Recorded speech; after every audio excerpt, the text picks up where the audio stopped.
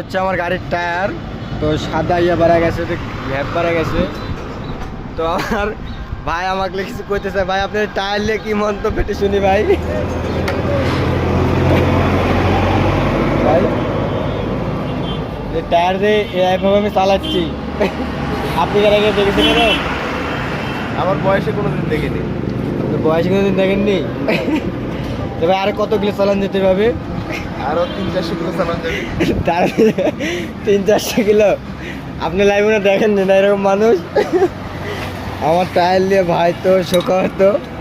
এদিক সুতা বাড়া গেছে টায়ারের, তারপর আবার পালিশ করেছিলাম দিয়ে এই হচ্ছে আমার টায়ারের গিলটি বাড়া গেছে দেখা যাচ্ছে।